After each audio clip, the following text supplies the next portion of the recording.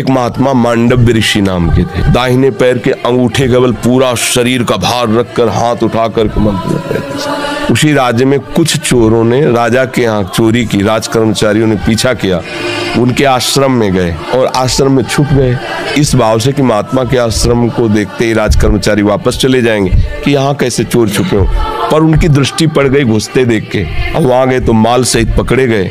तो उन्होंने सोचा कि महात्मा ने ये नाटक कर रहा है, चोर रखता है और चोरी करवाता है। तो उसी अवस्था में मांडव्य ऋषि को भी ले गए और राजा के सामने पेश किया कि समस्त चोरों को पकड़ लाए, तो उनका सूली की सजा दे दो। सूली की सजा बड़ी भयानक होती थी। एक भाले जैसे यंत्र में ऊपर से सीढ़ियों से ले जाकर उसे छोड़ा जाता था, गुदा द्वार से वो जितना घुस जाए भाले जैसा, अब उसी में टंगा है। अब प्राण शक्ति जितनी उसकी हो, जितने मिनट जिए, जितने घंटे जिए, कोई घंटों जी जाता था, रक्तस्राव हो रहा है, तड़प रहा है, अब वो केवल एक सूली ऐसे लंबी ऊपर से छोड़ दिया और गुदा द्वार में जितना घुस गया यहाँ तक याद, अब वो तड़प तड़प के बड़ी भयानक मृत्यु होती थी। महात्मा को भी ऐसे किया।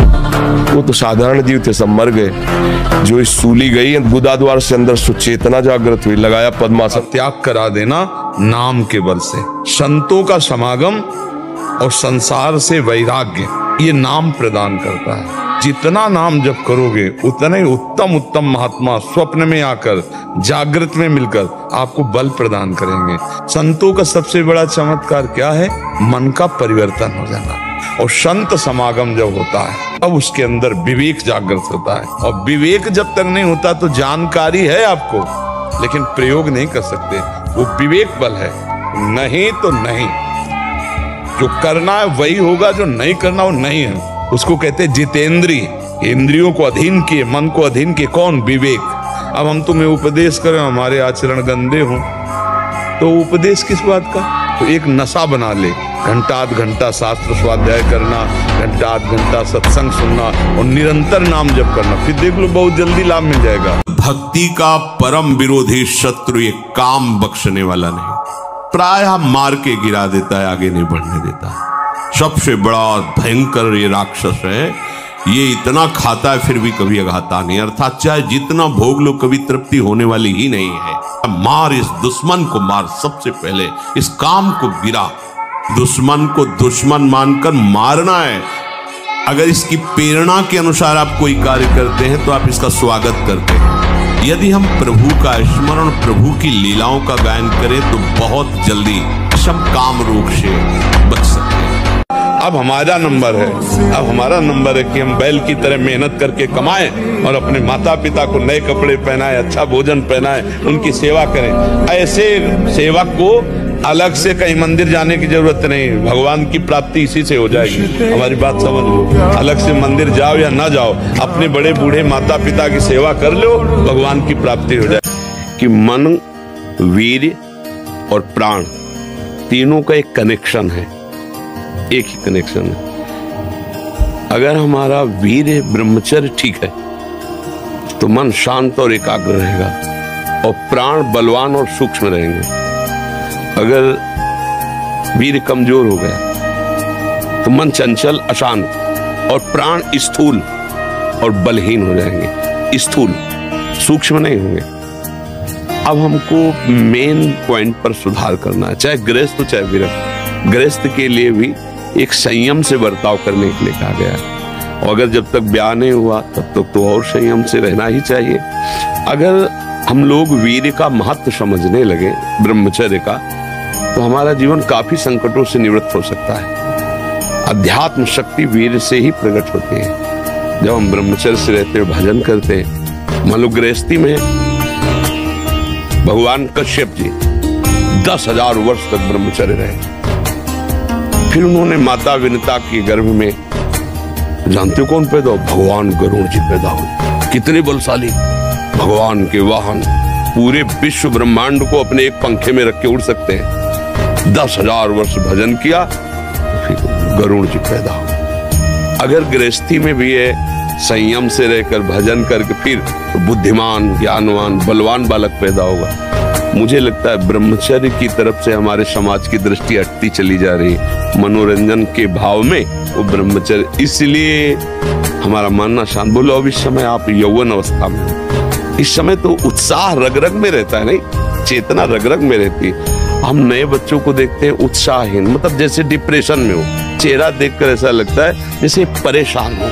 क्यों परेशान है? क्योंकि आंतरिक जो शक्ति सपोर्ट करने वाली है, अब मन जिस विचार में फंसा देता है, बिना मतलब फंसाए, कोई भय नहीं, वो भय दे रहा है, कोई शोक का कारण नहीं, वो शोक दे रहा है, चिंता दे रहा है। किसी भी कार्य को करो इतना संशय पैदा कर रहा है, पता नहीं काम सफल होगा कि नहीं सफल होगा, कहीं ऐसा तो नहीं हो जाएगा, कहीं ऐसा तो, वो अशांत रखता है। और जब ब्रह्मचर्य, ऐसा कैसे हो सकता है? बल है ना, अध्यात्म बल, शारीरिक बल की बात नहीं कहते, ऐसा कैसे हो सकता है? यदि एक बार ऐसा हुआ तो 1000 बार मैं प्रयास करूंगा और इस पर विजय। वो मतलब जिद्दी स्वभाव, एक निष्ठा उसी से आती है, उसी से।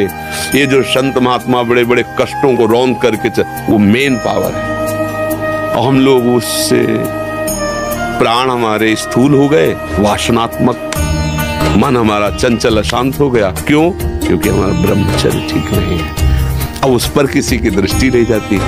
अब ब्रह्मचर्य कैसे ठीक हो? हमारा संग ठीक नहीं, हमारा भोजन ठीक नहीं, हमारा दृश्य ठीक नहीं, हमारा श्रवण ठीक नहीं, गंदी बातें देखें, गंदी बातें सुने, गंदा विचार आए, गंदी क्रियाएं करें, फिर ब्रह्मचर्य कैसे रह जाते हैं?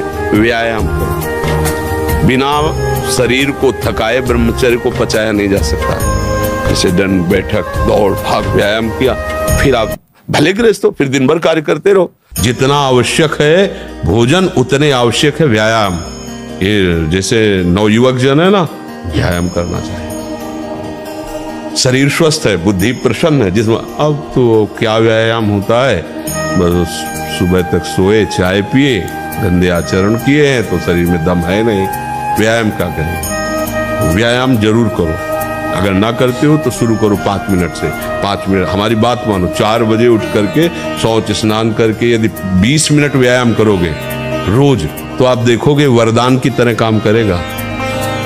दवा कोई वर्जिश से बेहतर नहीं, नुक्शा है कम खर्च, बाला नसेन शक्ति बढ़े, फुर्तील है चोट न अधिक पिराए, अन्न पचे चंगा रहे, कसरत सदा सहाय। ऐसा थोड़ी। अगर हमारी किडनी नहीं खराब होती ना, जब हमारी किडनी पूरी पूर्णतया खराब हो गई, हमें एक संत थे जो किडनी जिनकी फेल थी, उन्होंने कहा अगर अब आप व्यायाम करते तो फट जाएगी, क्योंकि वो फूल चुकी है। उस दिन से व्यायाम बंद किया, नहीं जब से सुधी संभाला होगा 45 मिनट, कई मिनट सर के बल खड़े होना, बिना किसी सपोर्ट के सर के बल खड़े होना, दंड बैठक मारना और भी आसन व्यायाम 45 मिनट। ब्रह्मचर्य ऐसे थोड़ी रह जाता है कि ऐसे खाओ पियो ब्रह्मचारी रह जाओगे, नहीं। 45 मिनट व्यायाम करके पूरे वृंदावन की परिक्रमा करके अपने ठाकुर की सेवा, गुरु जी की 2 बजे प्रसाद पाते थे मांग करके, चाय नाश्ता सब कुछ ले, 24 घंटे में ब्रजवासियों का 2 बजे प्रसाद पाते थे। ये तो आज रोक दिया है तो श्री जी ने सुविधा दे दी, नहीं तो जी ही नहीं पाते। व्यायाम करना चाहिए, नाम जप करना। देखो, अब देखो अपना जीवन देखना, 1 साल में आप बदल जाओगे, 1 साल में चेहरा बदल जाएगा, जीवन बदल जाएगा। नाम जप करो, आध्यात्मिक शक्ति बढ़ाओ, व्यायाम करो, शुद्ध भोजन करो, शारीरिक शक्ति बढ़ाओ, अभी आप बलवान बन जाओगे। बलवान कौन है? दूसरा गाली दे रहा, आप सह गए उसे बलवान कहते, उसके थप्पड़ मार दिया उसे बलवान नहीं कहते। बल आप में क्षमा है तो आप बलवान हैं। काम को आप जीत रहे हैं, आप बलवान हैं। लोभ को आप जीत रहे हैं, आप बलवान हैं। दूसरा कोई बीमार पड़ा है, आप उसको सेवा कर रहे हैं, कोई चाह नहीं, ये आप बलवान हैं। निर्बल आदमी नहीं कर सकता। आज हम सब निर्बल होते जाते हैं, क्या? अपने सुख के लिए, बस हमारा शरीर सुखी रहे, दूसरे को छुरी से काट दो, कोई मतलब की बात नहीं। ये सब निर्बल लोग हैं जिनको विकार परास्त करते हैं। आप सच्ची मानिए, यदि आप हस्तमैथुन करेंगे नई अवस्था में, तो ब्याह होने के बाद आप गृहस्थी लायक नहीं रहेंगे, संतान उत्पन्न करने लायक नहीं रहेंगे, आपकी क्षमता नहीं रहेगी। अब देखो कह रहा है ना, बिना किसी कारण के मेरे पास बिना बात के डर लगता है तो बच्चा, सारा खेल उसी का है। जब वीर है वो बल है, वो छीन हो गया तो मतलब हम जब जैसे सत्संग में बोलते हैं, हमारी कमर दर्द करेगी, तुम्हें चक्कर आएगा, तुम्हें घबराहट पैदा हो जाएगी, कोई कार्य करने की इच्छा नहीं होगी, तुम्हारे जरा सी बात सोच करके तुम घबरा जाओगे कई तरह, और लघु शंका को बैठोगे, जरा सा स्पर्श करोगे वीर निकल जाएगा। लेकिन अगर आप हमारी बात मानो तो अभी कुछ नहीं बिगड़ा है, सब ठीक हो जाएगा। आप अच्छे आदमी बन सकते हो, आप स्वस्थ बन सकते हो, क्योंकि अभी आप में इतना आत्मबल है कि अपनी कमी को समाज में कह दिया। देखो, अगर बहुत वैसे सोचो ना तो हिम्मत नहीं पड़ेगी ये बात कहने, क्योंकि गंदा आचरण है ना, लेकिन तुम्हारे अंदर भी आत्मबल है, तुम अभी सुधर सकते हो।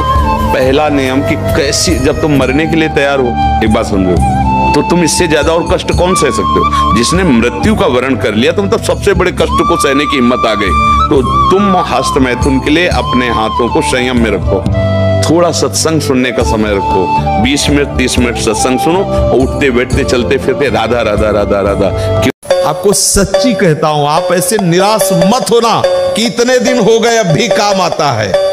एक दिन वो समय आएगा कि तुम ऐसे छाती ठोक के कहोगे कि किसी की ताकत नहीं कि हिला दे। विश्व का कोई भी सुंदर भोग इतनी ताकत नहीं रखता कि मन से भी भोगने की इच्छा आ जाए। शरीर की तो बात जाने दो, मन से भी भोगने की नहीं रखता। उनके बल से कह रहा हूं, उनके बल से कह रहा हूं, उनके द्वारा दी हुई शांति से कह रहा हूं, उनके द्वारा दी हुई शीतलता से कह रहा हूं। देखा है इसमें काम, देखा है क्रोध, देखा है इसमें, देखा है विकलता देखी है भोगों की, और इसमें कृष्ण कृपा भी देखी। कृपा एक ऐसी शीतलता जो जागृत हो जाती है। बुद्धि की अटकल से विषयों पर विजय प्राप्त नहीं किया जा सकता, और श्री कृष्ण कृपा से किसी की सामर्थ्य नहीं की परास्त कर दे। विश्वास कर लेना। और मन ये इतनी छोटी चिप है कि आज तक किसी दूरबीन में भी नहीं पकड़ में आई। चिप इतनी कि वो दिखाई नहीं देती, और माल इतना कि पूरी सृष्टि का बवाल भरा है। अब जब हम डिलीट करना है, क्योंकि अब हमें प्रियालाल की प्रेम रस की बातें उसमें भरनी। खास बात यह है कि जो गंदी बात अंदर आ रही वो क्रिया में ना आने पावे तो नष्ट हो जाएगी। और एक दिन आप देखोगे बिल्कुल मन खाली, और जिसका मन खाली निर्मल हुआ प्रभु आके बैठ जाते हैं। उपासक बैठता तो भजन के लिए है, लेकिन वो पूरी एकाग्रता उस मन की चेष्टा पर कर, अब वो परेशान हो जाता है कि यार बढ़िया शांति थी पहले। तब वो क्या करता है, दूसरा उपाय, अब टीवी शुरू कर लिया। अब डिलीट नहीं होगा, क्योंकि जो डिलीट होने के लिए साधन चाहिए वो तो बिगाड़ दिया।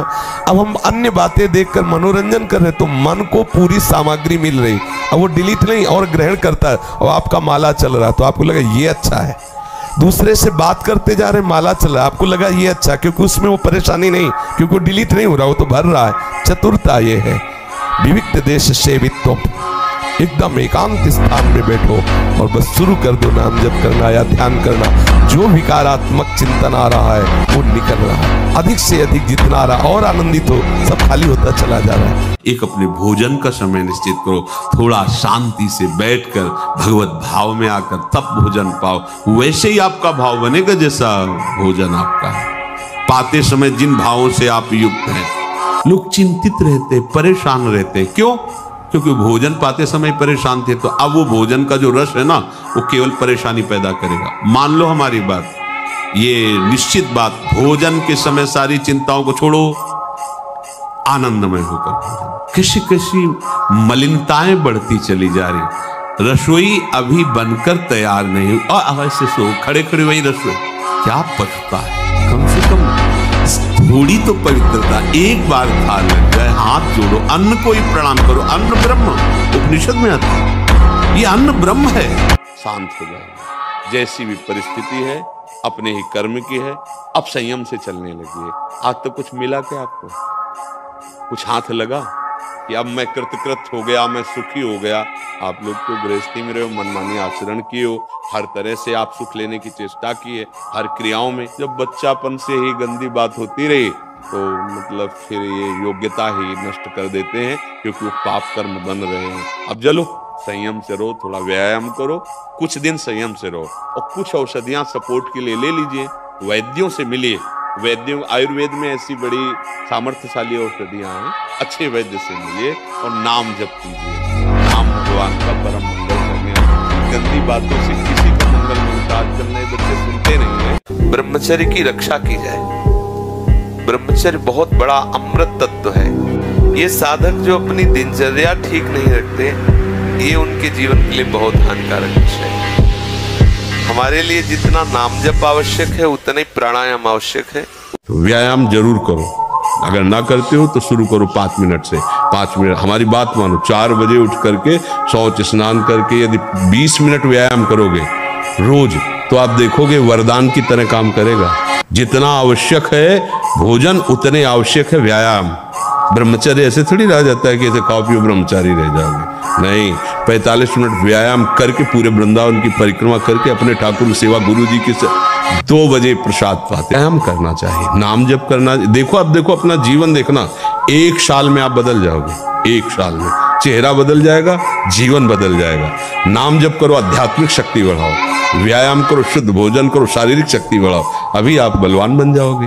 बलवान कौन है? दूसरा गाली दे रहा, आप सह गए उसे बलवान कहते, उसके थप्पड़ मार दिया उसे बलवान नहीं कहते। बल आप में क्षमा है तो आप बलवान हैं, काम को आप जीत रहे हैं, आप बलवान। चिंगारी को ज्वाला बनने में देर नहीं लगती। अगर हम कहीं धोखे में मान लिया हमारी काम वासना नष्ट हो गई तो फिर गड़बड़ हो जाएगा, क्योंकि दुश्मन को दुश्मन ना मानना घाटे पे पहुंच जाना है। क्षीण होने को मतलब ऐसा लगने लगा कि अब वो वेदना नहीं है, पर वो है, वो सूक्ष्म रूप से है। अगर उसको फूस मिल गया चिंगारी को और हवा अनुकूल मिल गई तो ज्वाला बन जाएगी। एक संत थे, रोज भिक्षा मांगने जाते थे। तो गांव के किनारे एक वैश्या का घर था, तो उनके पास बकरा था, बकरा की दाढ़ी तो पूछते थे, बाबा जी विनोद करते, तुम्हारी दाढ़ी अच्छी या हमारी बकरे की दाढ़ी अच्छी? तो कुछ नहीं बोलते।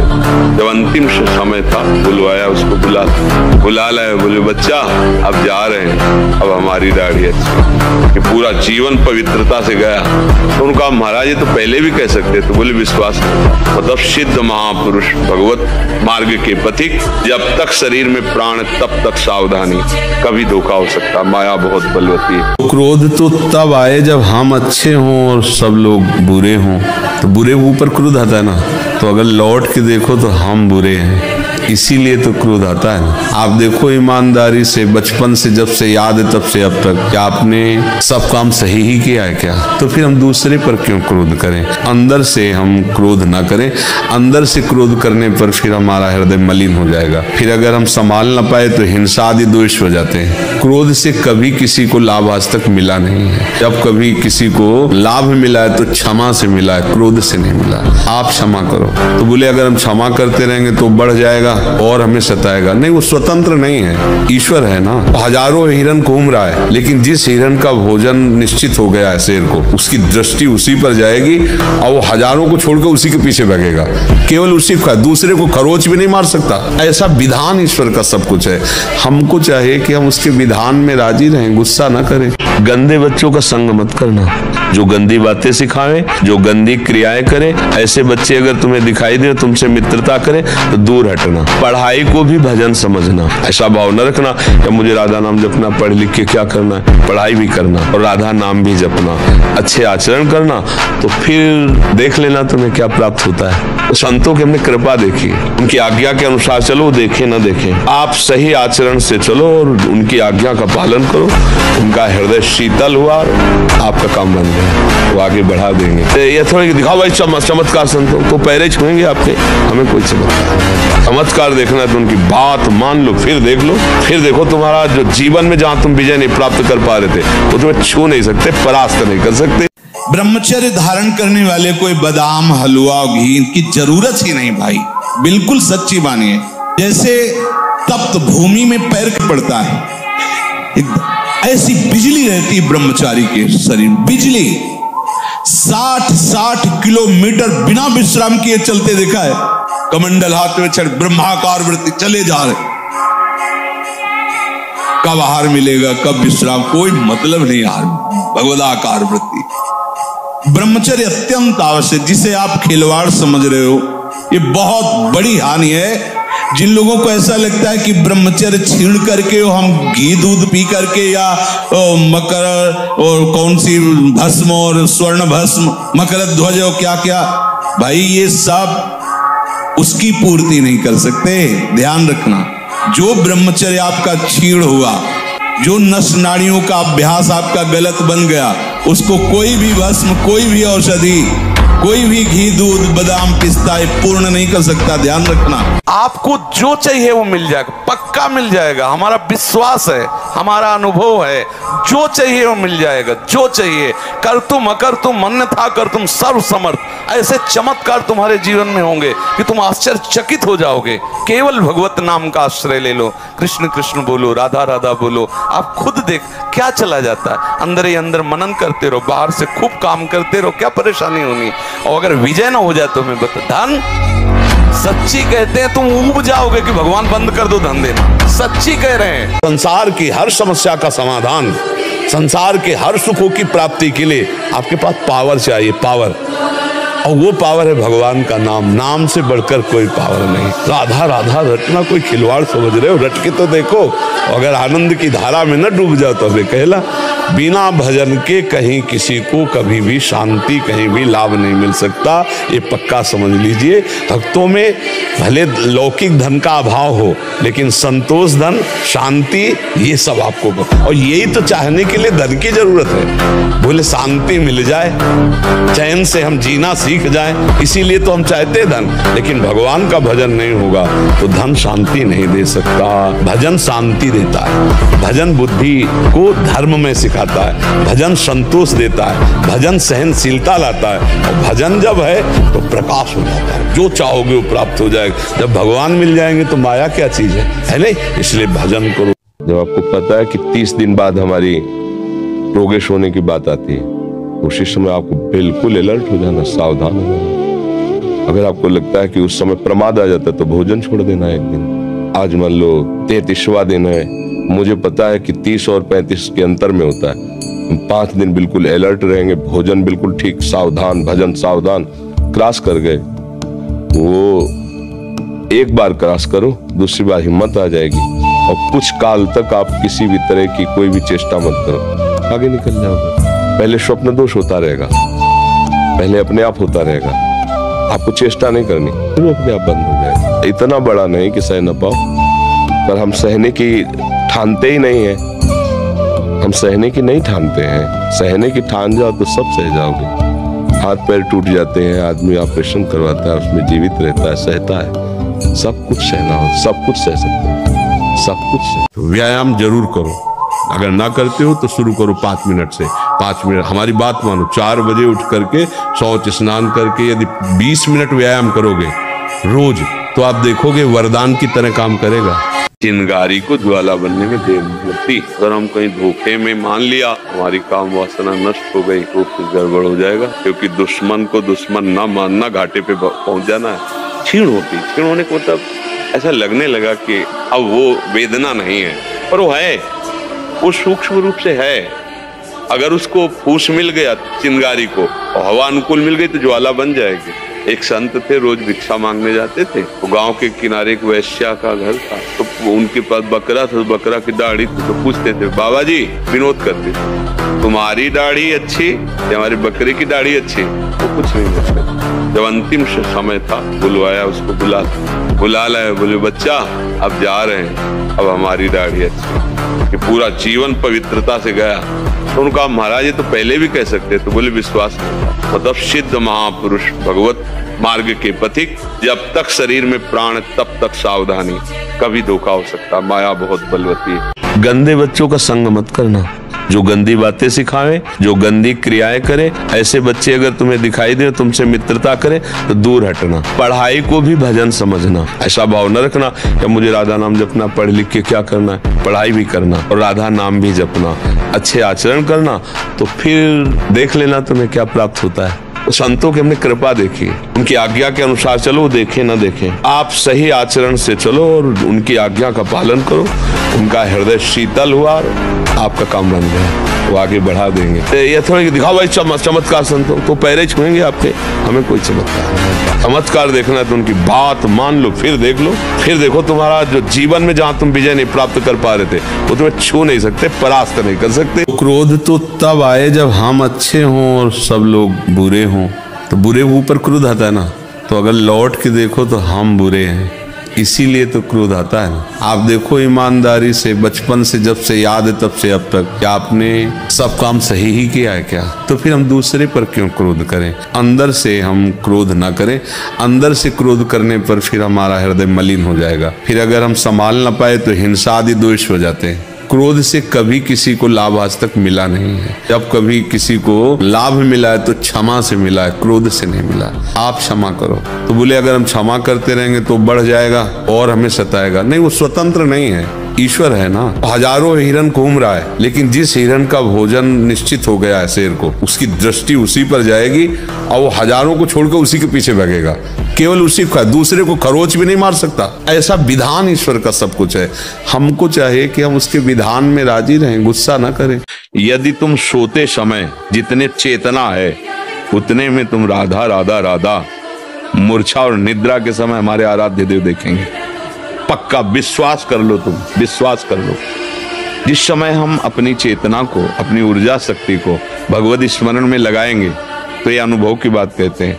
सोते समय हम कोई चिंतन कर रहे हैं तो जगते समय, अगर सोते में अधूरा हो रहा, हम सो गए, तो जगते समय वहीं से चला है जहां से चेतना जगी। जब जागृत है तो हमारा ऐसा अभ्यास हो, प्रभु के शिवान्य चिंतन न हो, तो मूर्छा और निद्रा की तुम छोड़ दो, ठेका उनका है। तुम जितनी चेतना जागृत की है उसको संभाल लो, बस यही तुम्हारी बहादुरी रहेगी। बिल्कुल निर्भय हो जाओ, डरो मत। डरो बुरे आचरणों से, बस डरो तो इस बात से डरो कि प्रतिकूलस्य वर्जनम, प्रभु के प्रतिकूल कोई आचरण न बन जाए, बस तुम निर्भय रहो। आपको जो चाहिए वो मिल जाएगा, पक्का मिल जाएगा। हमारा विश्वास है, हमारा अनुभव है, जो चाहिए वो मिल जाएगा। जो चाहिए, कर तुम अकर तुम अन्यथा कर तुम सर्व समर्थ, ऐसे चमत्कार तुम्हारे जीवन में होंगे कि तुम आश्चर्यचकित हो जाओगे। केवल भगवत नाम का आश्रय ले लो, कृष्ण कृष्ण बोलो, राधा राधा बोलो, आप खुद देख क्या चला जाता है। अंदर ही अंदर मनन करते रहो, बाहर से खूब काम करते रहो, क्या परेशानी होनी।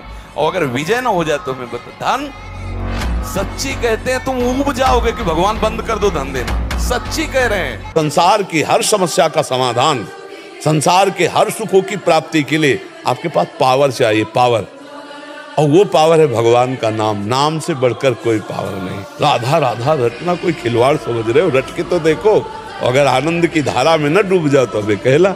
बिना भजन के कहीं किसी को कभी भी शांति, कहीं भी लाभ नहीं मिल सकता, ये पक्का समझ लीजिए। भक्तों में भले लौकिक धन का अभाव हो, लेकिन संतोष धन, शांति, ये सब आपको, और यही तो चाहने के लिए धन की जरूरत है। बोले शांति मिल जाए, चैन से हम जीना सीख जाएं, इसीलिए तो हम चाहते हैं धन। लेकिन भगवान का भजन नहीं होगा तो धन शांति नहीं दे सकता। भजन शांति देता है, भजन बुद्धि को धर्म में सिखाता है, भजन संतोष देता है, भजन सहनशीलता लाता है। और भजन जब है तो प्रकाश हो जाता है, जो चाहोगे वो प्राप्त हो जाएगा। जब भगवान मिल जाएंगे तो माया क्या चीज है नहीं? इसलिए भजन करो। बाल ब्रह्मचारिणी एक दृष्टि होती भागवती, भागवतिक दृष्टि से देखा तो चंडिका के समान थी, देवी भगवती अम्बा के समान पवित्र।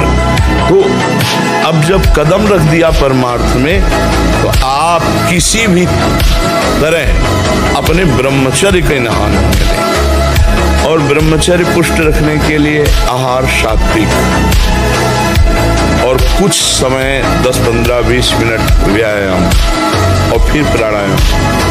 प्राण संयमन अत्यंत आवश्यक है। प्राणायाम का उधर तो ज्ञान करा ही दिया जाता है। आज तुम्हारा समय कमजोर है, लेकिन आज का जो तुम बीजारोपण कर रहे हो धर्म का, भजन का, ये जब फलेगा तब आप निहाल हो जाओगे। इसलिए सबको हम ये शिक्षा दे रहे हैं कि कभी घबराओ मत, आज की परिस्थिति देखकर टूटो मत, तुम्हारा मंगल निश्चित होगा। मन तभी तक हमारे ऊपर हावी है जब तक हम मन को दोस्त माने हुए हैं। और जिस दिन इसको दुश्मन की तरह देख लेंगे ना, बहुत हुआ यार, तुमने नचनी नाच नचा लिया, आज से तो बुरी सलाह देगा, बिल्कुल नहीं मानेंगे। अंडर में ना हो जाए आपके तो हमें बताना। हम लोग डरपोक हो गए हैं कि अगर यार इसको ना बोला तो ये जलाएगा, मैं जलन सह नहीं सकता। नहीं, गलत नहीं, अब होने देंगे तो चाहे आग में जला देंगे। अभी जीत जाओगे, अभी जीत जाओगे। ये मस्त रहो। ये जीवन मानव दे मस्ती के लिए मिला है। 4 गाली मिले, मुस्कुरा के चल दिए। वो उसकी क्षमता गाली देने की, हमारी क्षमता सहने की है। बड़ा हुआ सहने वाला, लौट कर गाली देने वाला उसी के बराबर हो गया। ये बातें समझ में थोड़ा कम आती लेते। देवी जी नारियल की भूखी नहीं है, कोई भी देवी देवता तुम्हारे जल फल पुष्प का भूखा नहीं है। उसमें मात्र केवल आपकी सत्क्रिया होती है। आपने 1 लोटा जल पवित्र लिया, भावना करें कि मैं भगवान शंकर को जल चढ़ाऊंगा जाकर, ये जो आपकी भावना बन रही, और जो चल करके आप क्रिया किए और जो जल अर्पित किए, वो सद क्रिया बनी, उसका फल आपको मिलेगा। वो सम बैठे हुए, वो जल चढ़ाने वाले और ना चढ़ाने वाले दोनों के लिए समान है। इतने धैर्यवान बनो कि लोक में तुम्हारी निंदा हो, तिरस्कार हो, अपमान हो, तो भी तुम अपने मार्ग से डगमगाओ नहीं। इतने धैर्यवान बनो कि परिवार तुम्हें छोड़ दे, तुम्हारे शरीर की दुर्दशा है, रोग ग्रसित है, कोई पानी देने, तो भी मेरी हिम्मत नहीं टूटेगी। हम बोलेंगे राधा राधा राधा राधा राधा। जो सुख दुख को समान भाव से सह जाता है वो परम पद का अधिकारी होता है। सोच, अगर सोच पॉजिटिव हो जाए तो अभी आनंद आ जाए, निगेटिव सोच परेशानी पैदा कर दी। थोड़ी सी हानि हुई, अब जीना क्या, पराजय हो गई, अब जीना क्या, दुख आ गया, जीना क्या, फसल नष्ट हो गई, जीना क्या, परीक्षा में फेल हो गए, जीना क्या, धंधा चौपट हो गया, जीना, यही हमारा जीवन है। अरे हम भगवान के अंश है, इस बार हार हुई तो आगे विजय होगी। अब हमारा नंबर है, अब हमारा नंबर है कि हम बैल की तरह मेहनत करके कमाएं और अपने माता पिता को नए कपड़े पहनाएं, अच्छा भोजन पहनाएं, उनकी सेवा करें। ऐसे सेवक को अलग से कहीं मंदिर जाने की जरूरत नहीं, भगवान की प्राप्ति इसी से हो जाएगी। हमारी बात समझ लो, अलग से मंदिर जाओ या ना जाओ, अपने बड़े बूढ़े माता पिता की सेवा कर लो, भगवान की प्राप्ति हो जाए। एक बार मंदिर न जाओ चलेगा, लेकिन अपने बूढ़े माता पिता को अगर आपने ठुकरा दिया, उनको कष्ट दिया और मंदिर में सोने का छत्र चढ़ाओगे तो भी ठाकुर जी प्रसन्न नहीं होंगे। अपने बूढ़े माता पिता की जरूर सेवा करनी चाहिए। एक साल में आप बदल जाओगे, एक साल में चेहरा बदल जाएगा, जीवन बदल जाएगा। हमारी बात मानो, 4 बजे उठ करके शौच स्नान करके यदि 20 मिनट व्यायाम करोगे रोज, तो आप देखोगे वरदान की तरह काम करेगा। दवा कोई वर्जिश से बेहतर नहीं, नुस्खा है कम खर्च, बाला नसेन शक्ति बढ़े, फुर्तील है, चोट न अधिक पिराए, अन्न पचे चंगा रहे, कसरत सदा सहाय। वो संपत्ति चाहोगे मिल जाएगी। संपूर्ण भोगों का त्याग करा देना नाम के बल से, संतों का समागम और संसार से वैराग्य, ये नाम प्रदान करता है। जितना नाम जप करोगे उतने उत्तम उत्तम महात्मा स्वप्न में आकर, जागृत में मिलकर आपको बल प्रदान करेंगे। संतों का सबसे बड़ा चमत्कार क्या है? मन का परिवर्तन हो जाना। और संत समागम जब होता है अब उसके अंदर विवेक जागृत होता है, और विवेक जब तक नहीं होता तो जानकारी है आपको, लेकिन प्रयोग नहीं कर सकते। वो विवेक बल है, नहीं तो नहीं। जो करना है वही होगा, जो नहीं करना वो नहीं है। उसको कहते हैं जितेंद्रिय। इंद्रियों को अधीन किए, मन को अधीन किए, कौन? विवेक। अब हम तुम्हें उपदेश करें, हमारे आचरण गंदे हों, तो उपदेश किस बात का? तो एक नशा बना ले, घंटा आध घंटा शास्त्र स्वाध्याय करना, घंटा आध घंटा सत्संग सुनना और निरंतर नाम जप करना, फिर देख लो बहुत जल्दी लाभ मिल जाएगा। भक्ति का परम विरोधी शत्रु ये काम बख्शने वाला नहीं, प्रायः मार के गिरा देता है, आगे नहीं बढ़ने देता। सबसे बड़ा भयंकर ये राक्षस है, ये इतना खाता है फिर भी कभी अघाता नहीं, अर्थात चाहे जितना भोग लो कभी तृप्ति होने वाली ही नहीं है। मार, इस दुश्मन को मार, सबसे पहले इस काम को गिरा। दुश्मन को दुश्मन मानकर मारना है। अगर इसकी प्रेरणा के अनुसार आप कोई कार्य करते हैं तो आप इसका स्वागत करते हैं। यदि हम प्रभु का स्मरण, प्रभु की लीलाओं का गायन करें तो बहुत जल्दी हम काम रोग से बच सकते हैं। अब हमारा नंबर है, अब हमारा नंबर है कि हम बैल की तरह मेहनत करके कमाएं और अपने माता पिता को नए कपड़े पहनाएं, अच्छा भोजन पहनाएं, उनकी सेवा करें। ऐसे सेवक को अलग से कहीं मंदिर जाने की जरूरत नहीं, भगवान की प्राप्ति इसी से हो जाएगी। हमारी बात समझ लो, अलग से मंदिर जाओ या ना जाओ, अपने बड़े बूढ़े माता पिता की सेवा कर लो, भगवान की प्राप्ति हो जाएगी।